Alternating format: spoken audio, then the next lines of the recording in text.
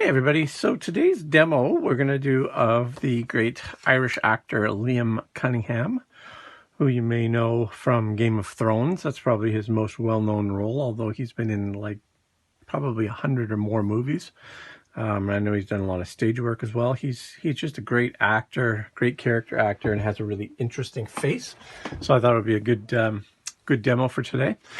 We're going to be working, you may notice this is a little different than this is Strathmore. This is a paper called Stillman Birn. It's just a solid quill-bound sketchbook, but it's a little darker than the Strathmore paper. I do like it. It's quite a nice paper. It looks like there's a bit of dirt on this one, so I'm just going to do a quick rub down. It's a little darker. It has a little bit more tooth than the Strathmore paper, but it's a nice paper. I do enjoy using it. I really like this sketchbook. I use this quite a bit. Because this paper is a little bit darker, I find that some areas that are white, the white is more sort of dramatic on this paper. So depending upon what it is that I'm doing, I may choose to use this over Strathmore. They're both great papers. This one I would say probably takes a little bit longer to build up some of the layers. So that's a consideration. So we're going to start off with, I was going to sharpen this 2B. Although we're actually going to probably start with a 2H. Let's see what I got here. I think this is actually an F, so that's good enough. Okay, so as always, we're going to kind of decide size. So this is a 9x12 sheet, so it's a little bit smaller than the Strathmore that I tend to. You can get Strathmore 9x12, but most of the time I use the Strathmore in a 11x14, so a little bit smaller. But I'm still gonna get him. Want to kind of take up most of the page here, so really lightly, kind of figuring out where I want everything. So it's going to be our chin line, and that'll be the top of the head, right? So we got a sense of how big we're going to make this head on the paper. Okay. He is not bald. He has sort of a thinning hairline, so we can see a lot of his forehead, but there is still definitely some hair, so just sort of estimating he's almost dead center on the eyes, just based on the way that if we make that and that, yeah, the eyes are maybe just a little bit higher, but again, we've talked about this before in some of the videos. When you have facial hair, his chin doesn't actually end right here. His chin is probably somewhere in here that it ends. So these are just tiny nuances that are important when you're trying to figure out a likeness, because obviously they affect, just even a slight millimeter off in your drawings, it doesn't look like the person. So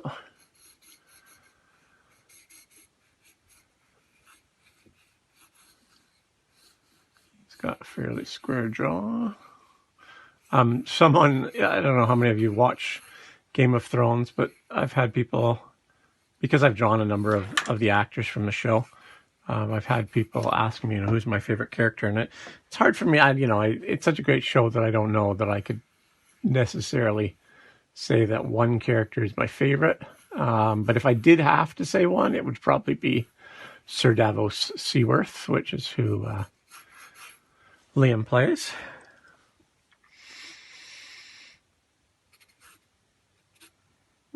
Okay, and so whenever we're doing someone with a lot of facial hair, you can see if you look at the reference, there's a lot of kind of ambiguity in this sort of area, right? So figuring out where things are can sometimes be somewhat difficult. To add insult to injury, or to make it more difficult, his glasses throw a shadow. So there's a lot of that kind of stuff that we have to, it seems intimidating, but in reality, it's almost easier, because now you have points of reference, right? Instead of just having where are the eyes, you also have where's this line? Where's the line of the glasses? So there's more stuff to kind of build off of, if that makes sense. And ultimately, when you're drawing, what you want to be doing is really kind of seeing shapes, right? So, and I've talked about this before, you don't want to be saying, okay, now I'm drawing a nose, even though that might be what you're doing. What you want to be doing is saying, okay, now I am drawing this triangle, or I'm drawing this shape, and there's this little curve here, right? And how is that going to fit in? Okay.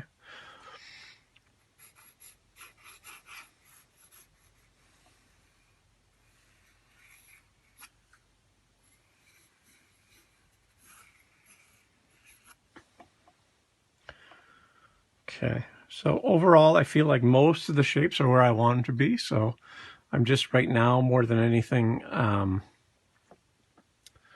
not fine tuning, but just making sure that, like, as I'm, if you could see me, I'm looking back and forth between the two, the reference and the drawing, and seeing, you know, is there anything that really stands out to me?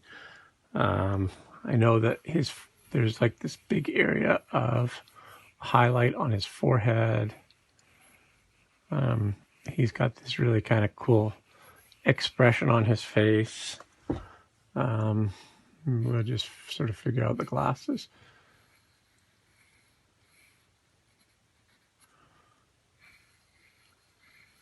When it comes to accessories on a face, you can often get away with, you know, not drawing an earring or not drawing even a nose ring or something.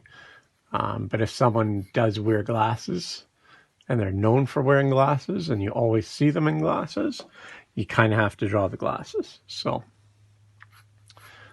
when I draw facial hair, what I normally like to do is sort of indicate the overall shape of it. So, you know, this right here is the mustache. I'm not worried about the individual hairs yet. That will come later. Okay. That is, and I said the chin probably ends somewhere in here, but the hair of the mustache ends in here. Now, right now you can see it's fairly narrow, and I think that needs to be widened. But because I'm working in an F, or if you were working in a 2H or even an HB, and you don't apply too much pressure, you can adjust that. You can change that, fix it, make it work for you, right? We don't need to erase anything. We're just going to make sure that the lines are in the right place before we lock them in and make them dark, right?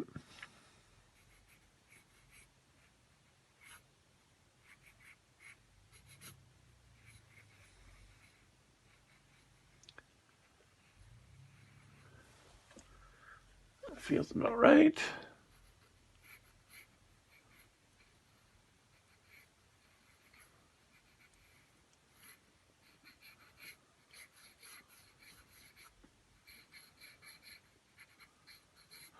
He's got this great nose. If you watch a lot of my videos, you know that I tend to go on about noses.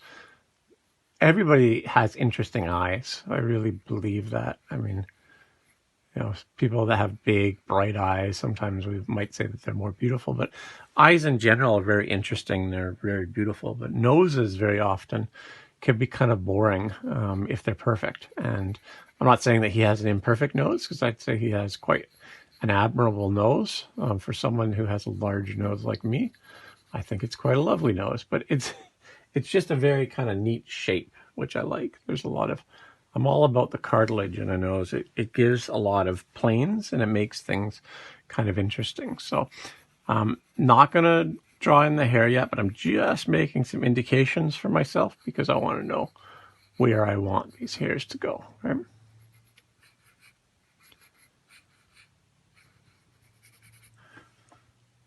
That's starting to feel good.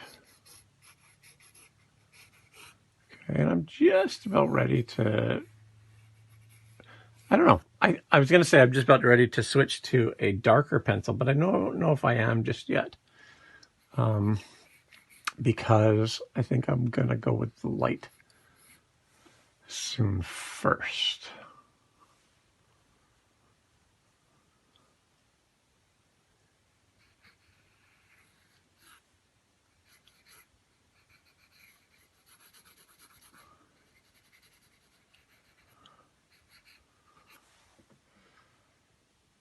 Yeah, that's feeling pretty good. I see sometimes when I'm working with students, I see them get discouraged at this stage because they say, well, it doesn't really look like him. Well, mine doesn't really look like him yet. Okay. But it's all about making sure that nothing looks wrong. As long as nothing looks wrong, then you're on your way. Okay. Doesn't mean that it's going to be accurate. Doesn't mean that that there isn't a chance of things being wrong. But as long as nothing's jumping out at you as being wrong, then you're just continuing to build up what you're already looking at, if that makes sense. Okay. So I'm going to actually go to, this might have been a bit dark in there. I'm going to actually go to a white pencil now. Okay, so white charcoal. Just because it's going to be easier to build up over top of it. Okay. And let's see here if we... okay. And right off the bat, I broke my lead, but that's okay.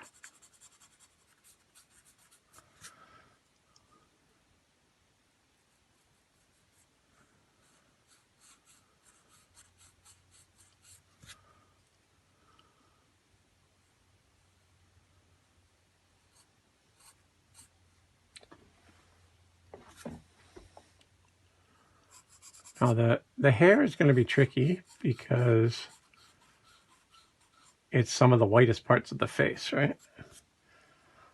I'll just pull out a little bit of the gray there. So a lot of times when I erase at this stage, because I'll say to you, well, as long as you work light enough, you don't need to erase, right? And that is true, but a lot of times when I erase at this stage, it's because if I'm working with a white charcoal, I don't want that graphite as a base, right? I need to make sure that that the white charcoal is hitting the paper where it needs to be.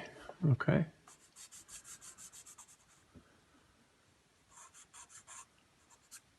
Okay.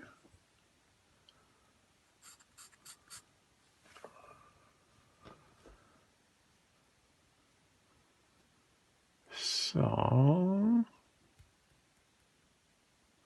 okay. Looks decent. I don't want to put too much buildup on there yet, okay, because I know that I'm going to need to come in hard with that white charcoal down there. So I want to just, I'm going to go with my 2B now. I want to start darkening some of my features, okay, just to make sure that I've got everything kind of the way that I want it. So,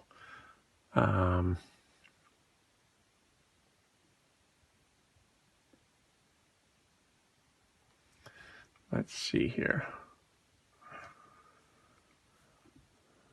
Okay.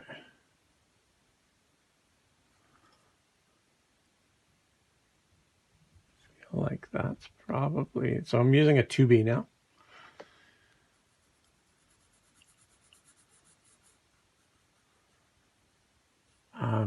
And I'm tentative because this paper is a little different than the Strathmore.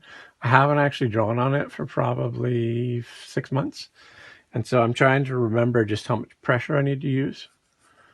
So I was really hesitating on going too dark to begin with. And even though this is a 2B, it's not super dark. It's still, it's a change. So deciding kind of what level you want to go at, it's gonna basically build up the drawing. And if you're not ready to build up yet at the right stage as far as values and stuff, right, you don't be putting in your values until you know that everything's where you want it to be. Okay, if that makes sense. So we're gonna have to address these glasses now, so let's do that. And sometimes the glasses can be the trickiest part because you're trying to draw. I'm not great at drawing like ovals or circles.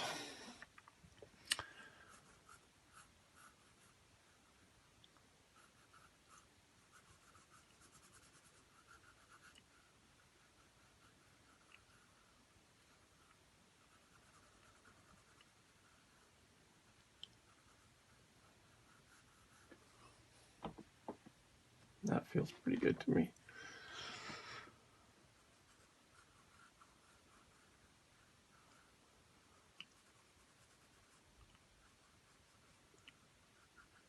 I've had a couple of people say to me, "Oh, I love to watch your videos because, when I see your drawings, I just assume that everything comes into place immediately."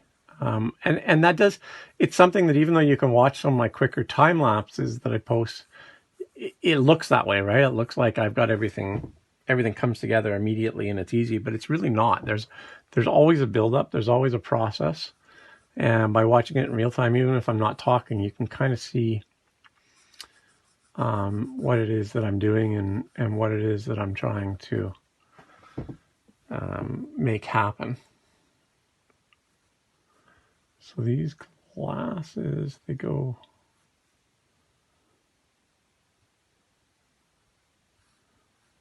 Let's see how perfectly I can draw this. Not too bad. Okay. And I'm gonna just do the other side now rather than getting into the details of the glasses yet. So that oval, I'm basing it totally on where everything else is. So like this line here was in relation to what's happening there, right? So when I look, I don't necessarily see that. I see this shape. Okay, does that make sense? I see that shape. It's like a triangle, but it kind of curves around. So it's a weird sort of thing. The more you do, the easier it is to understand it.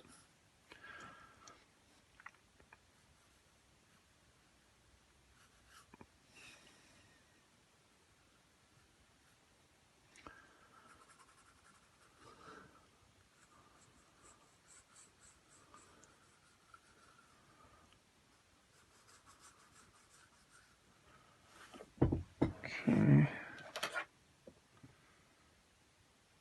I'm just taking off my glasses now, putting them on, deciding kind of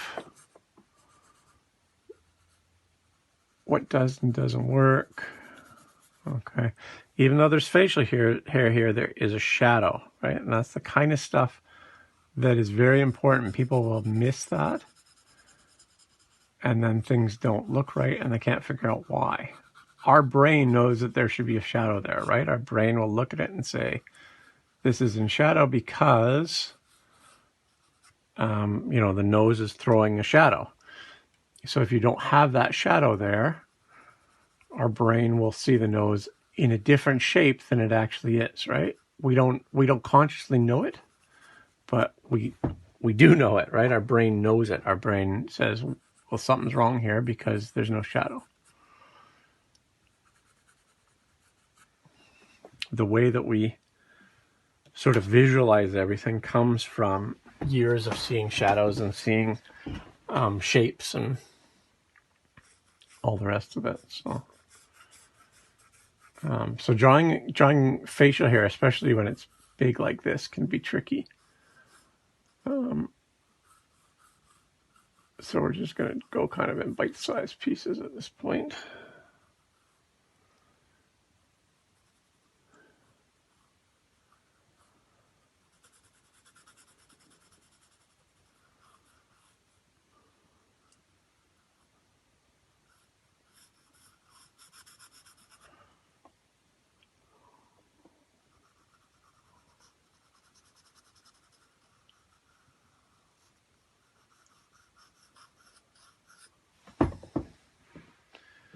Okay, so at this point, all I've really sort of honed in on is the three main features of the face, right? But we should probably, before I start getting into any real details, we should probably look at that hair and stuff too, right? So he's got this thinning of hair up here.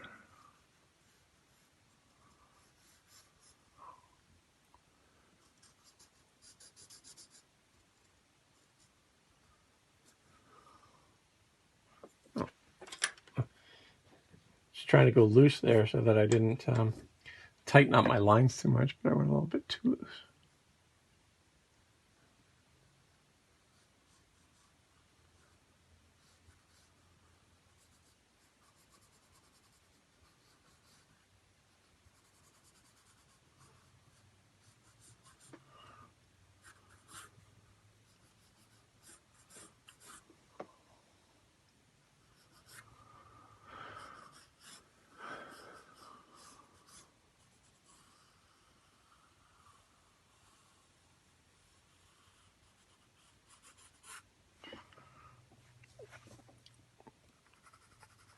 So it's starting to feel pretty accurate to me.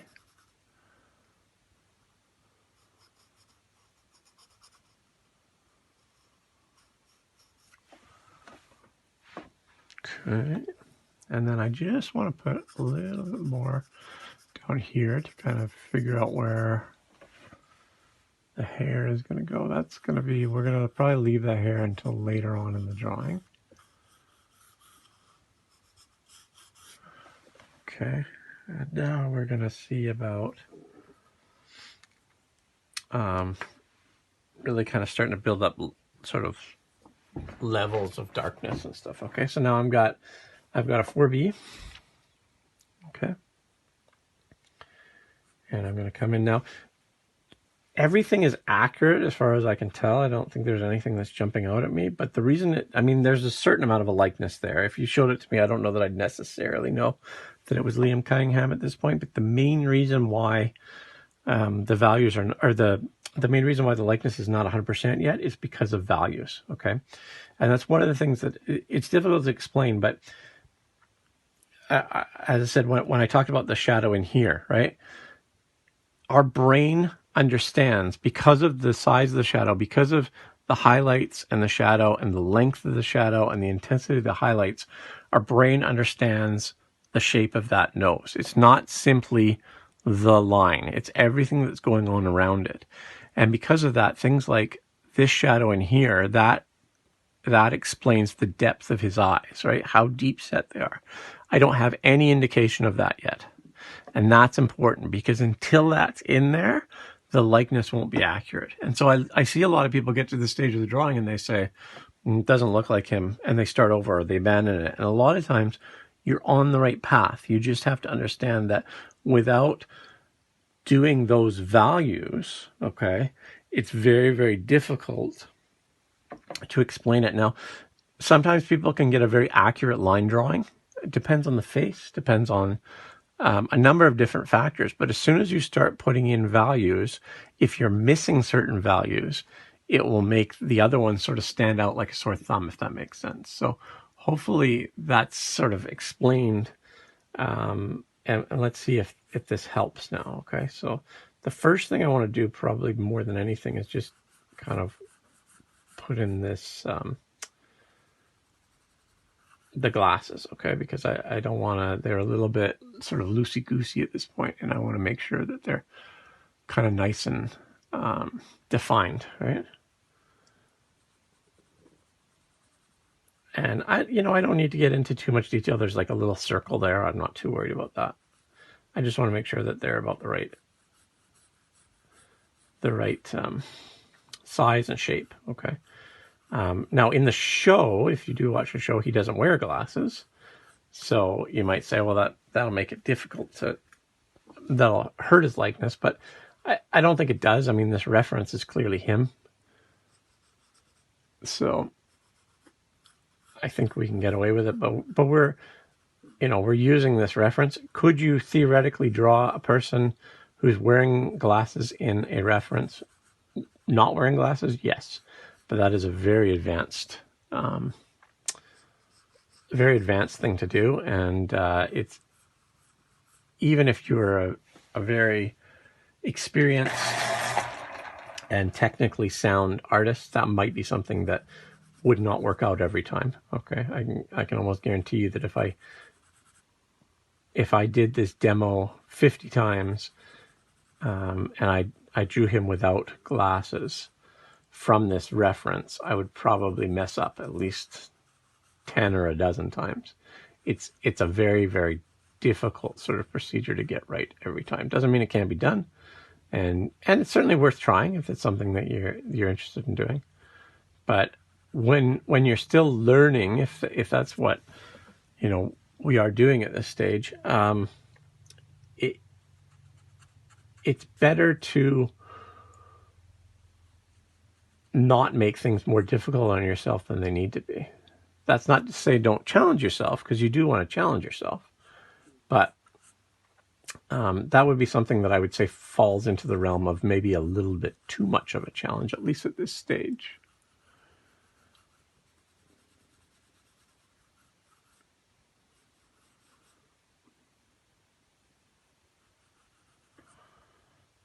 Okay, and you can already see as I start to build in these layers that things are starting to look a little bit better.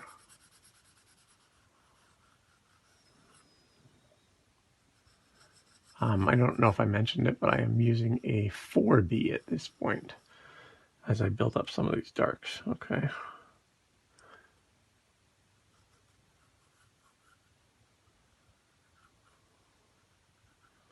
Now there is, in the reference here, there's a catch light in that eye, but there is not one in here.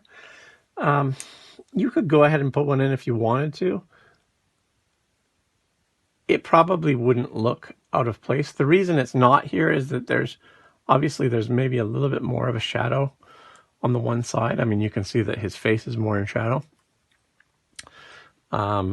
Sometimes I will, if I'm really trying to draw attention to the eyes, I will add a catch light that's not actually in the reference. In this case, I don't know that it needs it. There's an area down below here that is quite, there's kind of a shine right in here, which I kind of like, and I'm gonna leave that, and we do need some light around this part here. Okay, now, so in here, if we put a bit of shadow up in here,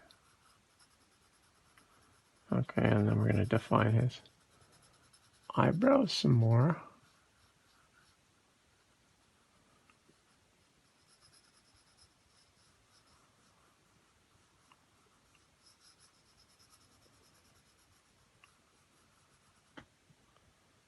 Yeah, it's starting to feel a little bit better.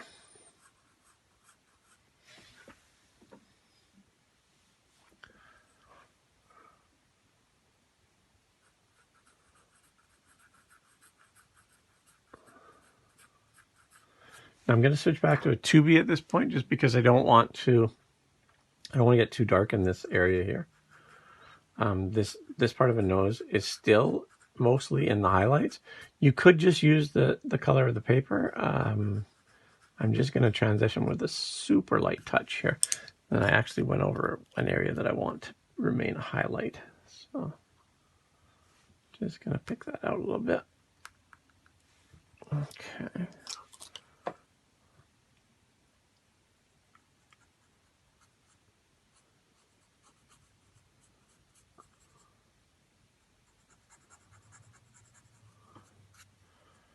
And then there's just a smidge of a highlight down here. Okay, and then actually I want 2B. So all I'm working on, or all I'm working with up till this point anyway, was the F to get the drawing started, and then a 2B, a 4B, and the white charcoal. Okay, just in case. I try my best to remember what I'm using and explain it to you guys, but just in case I miss something along the way. A lot of times that's really all you need. If you do have areas that are very dark, then it's nice to have a, an 8B or a 6B or something. Can you get away with just using those, a 2B and a 4B? Absolutely. But you may end up with more graphite shine if you're using too much pressure. Now, if I look at this and I look at his, at the reference, I might say, oh, this got too dark. But before I go ahead and erase, remember to look in here, okay? And I'm just going to grab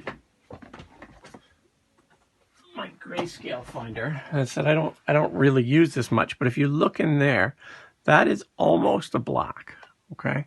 So I'm not even close to that. Now, if you really want to get down to it, you could kind of say, okay, at what point is this the same gray, and how does that drawing go? But what this does for me more than anything, and I said I don't use it, but I understand the principle because I used it enough in the past, is I look in here and I say this should be much darker in here. Okay, so before we start messing around with do I need to erase anything in there, although there is a line there that I don't want to have, I'm going to go in with a 4B and make it darker under here, okay?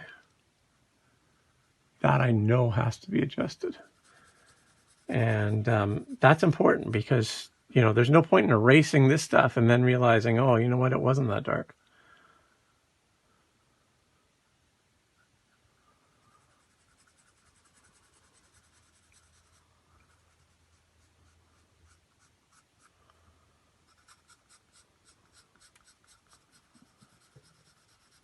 See, because now all of a sudden that doesn't look as dark. Now, as I said, there's one area in here where the lines kind of went the wrong way, so I just want to take that out. But it's nothing to do with values. It's more just bad drawing by me. And I said, when you're using a good quality paper like this, it's not a big deal to erase and adjust. Okay.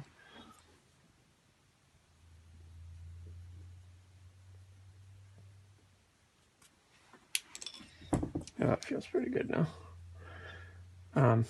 There's just a smidge of highlight in there. More over there.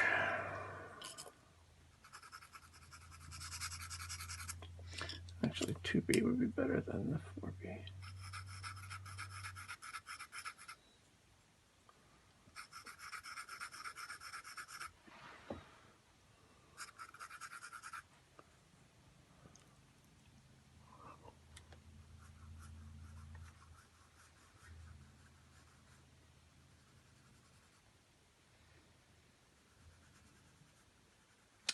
This reference is a perfect example. A lot of times people rush in to make the eyeballs white, but when you look at it, you can see that his, oh, I sharpened my pencil, that's what I got. You can look at it and see that the whites of his eyes are actually not very white at all. There's a few areas like this little smidge right under here that are quite bright, but a lot of his eyeball is in shadow, just like any other part of the face or anything else that has mass can be in shadow. In this case, that's what we're seeing, right? There's shadow on his face. So, okay, I'm just going to get away from the details in the face for a little bit. I'm just going to add in a bit of highlight. So I wanted this to be a fairly quick drawing. We're already about 30 minutes into it, which is fine. There's no problem at all. There's no set time that it needs to be, but just going to move these over a little bit.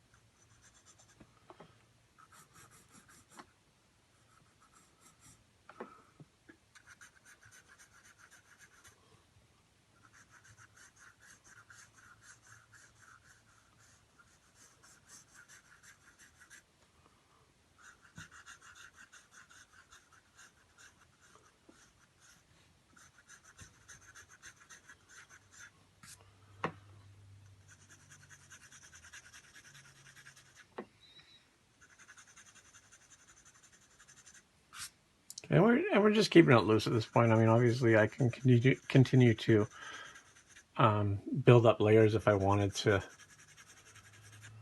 kind of make it more photorealistic. But this one, I want to keep it kind of loose. I thought there was a kind of a neat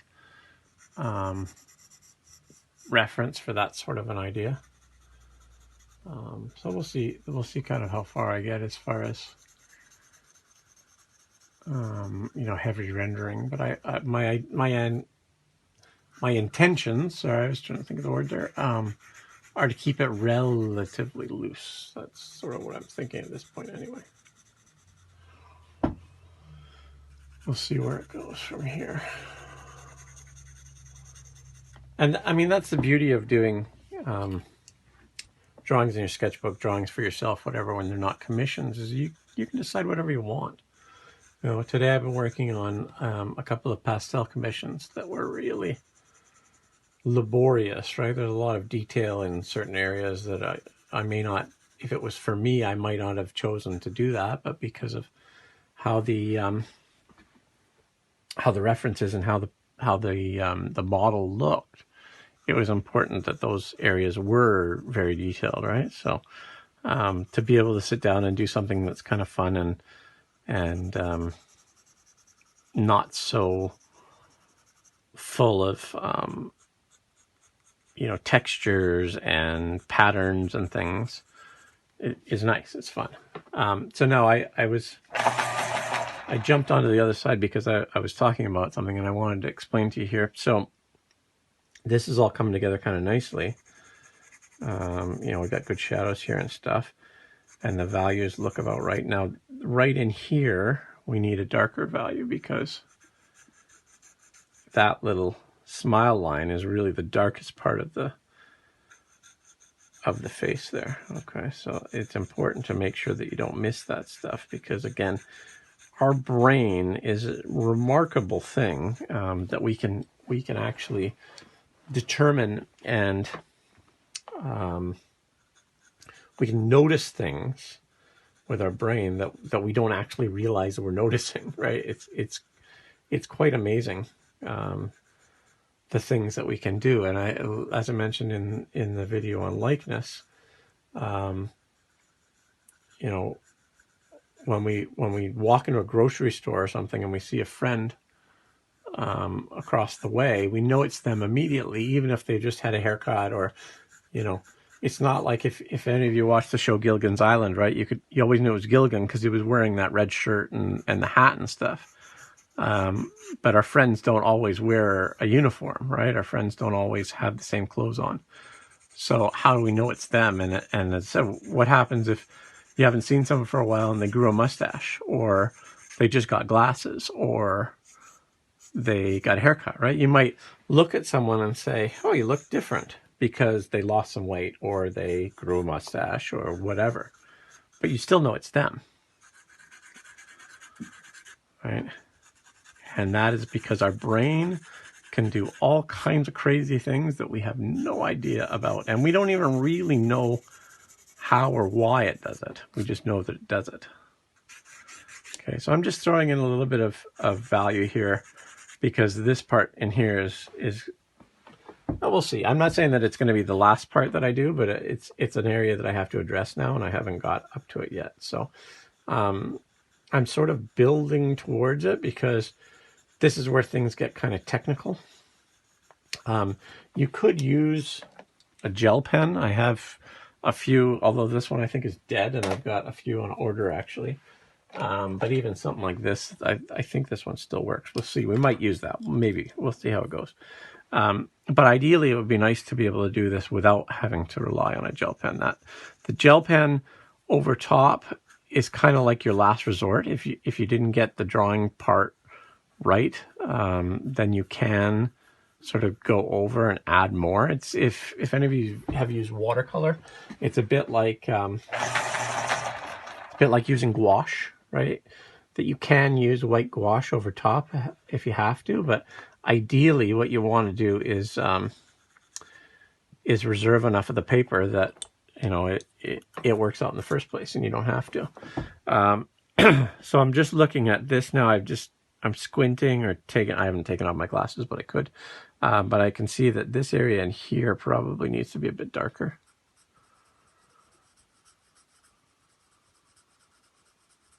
Okay, and of course when I do that, then this area in here needs to be darker. And this area up here needs to be darker, and I don't know that I ever really made the glasses dark enough. That looks pretty good. Okay. And of course we can play at this all night if we want to, right? You can make this darker and then this. And that is really, you know, that's the whole beauty of the block. And once you have the block in right, then the rest of it tends to come together more appropriately, and, you know, everything kind of makes sense at that point. Okay. So this is the part that when I picked this reference, this was the part I was most excited to do, but it was also the part that I knew would be the most difficult. So let's see how we're going to deal with this. Okay. And as I said, this is more of a technical thing, right? Because we're trying to play off the white charcoal and the graphite. So the first thing I'm going to do is lay in the darkest areas of the white. Okay, and you might say, well, you're not going in the, like I wasn't going in the direction of the hair. And that's just because where it gets really, really white, it almost kind of blends into one. Okay.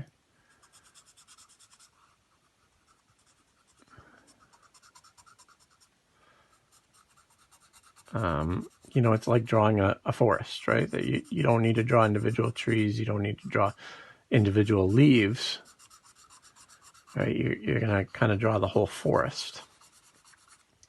And so the same with this hair. Now, in this area, there's going to be, you know, the whites and the darks come together. And so what I'm doing more than anything is really kind of softening my touch, if you like. And in fact, in here, because I did put these gray areas in, I want to just lift some of them out. And I'm softening my touch because I know I'm going to have to go over it with some graphite. Now, as I've mentioned many, many times, graphite does go over top of white charcoal to an extent. Not super, super well, but it will. But the reverse is not true. So you want, that's why you want to always kind of lay down that the lights first whenever possible. Okay.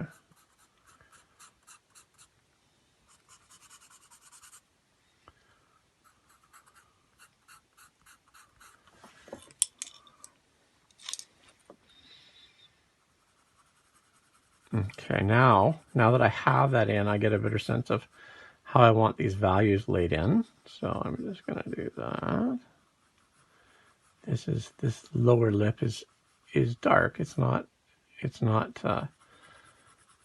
the same value as the paper, but it's not as dark as some of those other areas. Now I'm doing like a negative space thing, right? Because we have to kind of have that, the hair lay down over top. Now, if you were to try and do this in a much more sort of photorealist way, this would be very time consuming, right? But because we're doing it in a very sort of loose kind of fun way, I'm not as worried about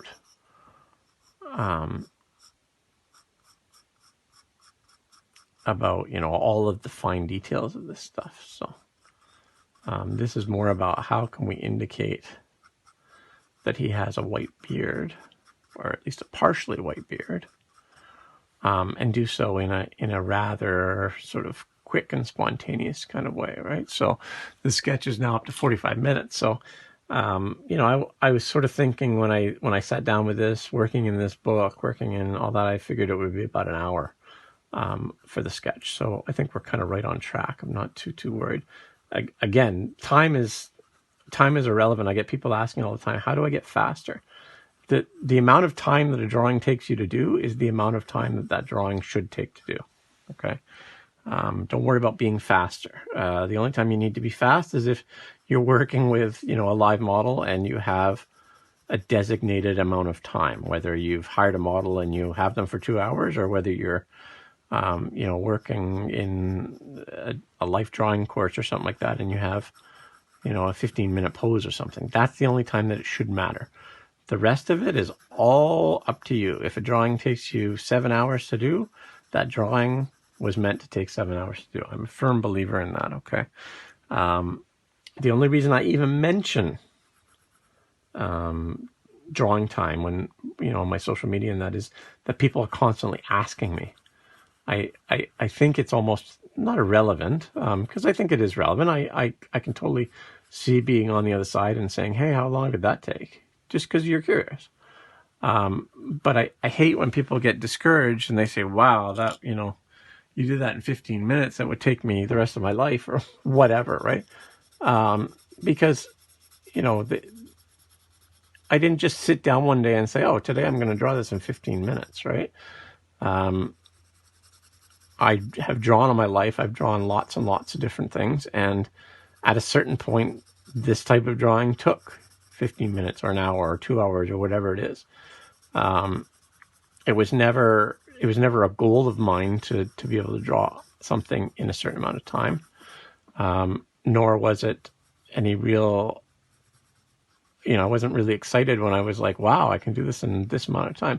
Sometimes, especially if I have a tight deadline, it's awesome when things do go together and they work out well, but it doesn't mean that you know, if a drawing takes me 5 hours and then I do one that's similar and it takes me 10 hours, I don't consider it to be a failure or anything. It's just that's how long that drawing took.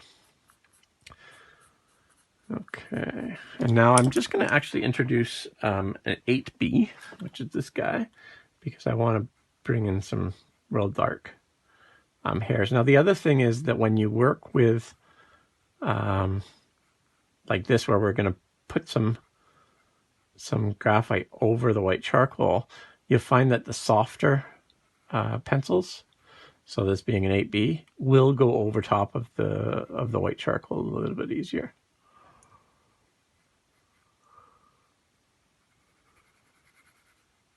Okay, now, so that's definitely, to me, starting to look like him. I'm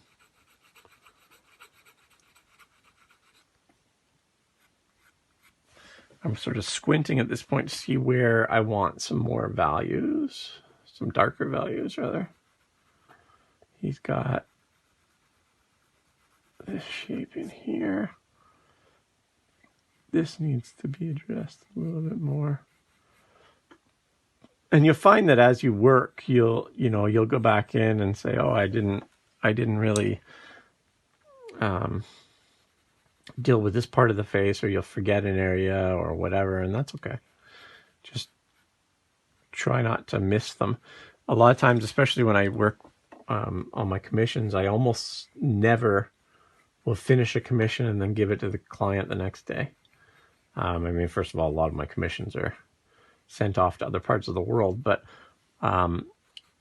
the main reason is that I almost always find something that is wrong with it. Not like wrong with it in a major way, but like, oh, I forgot this, or I didn't address this well enough after I've looked at it for a while. Okay. I do that with ears all the time. I will I'll put a painting aside and then I'll say, geez, I didn't really do enough work on the ear. I don't know what it is. I don't find ears very interesting, I guess. I don't know. Certainly not like noses or mouths, and obviously the eyes are where you spend most of your time. So I never miss that. So down here we need to darken it up a little bit.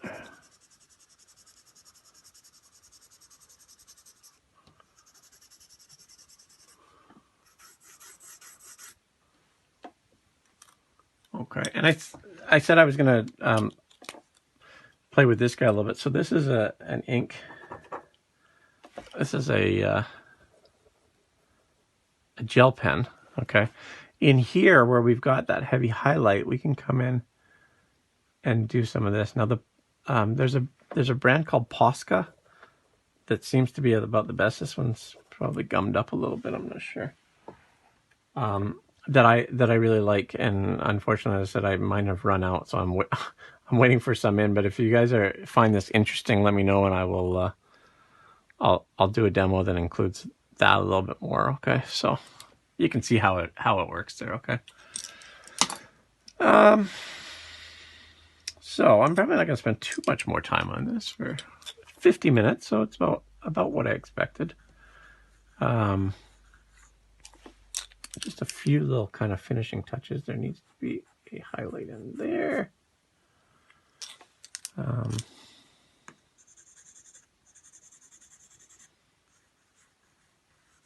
Could probably put a little bit more in the way of forehead shapes in there. And actually, I think that this actually could be a little bit lighter. So I took out that line, and now I'm going back over in a lighter touch. Okay.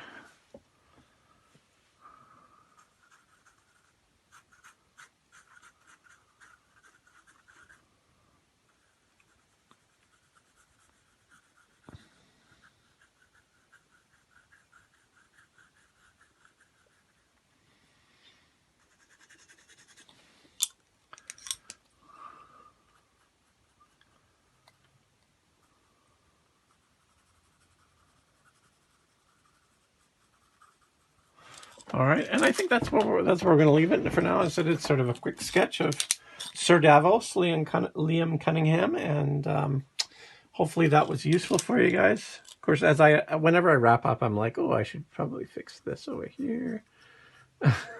The drawing is never complete until you put your pencil down.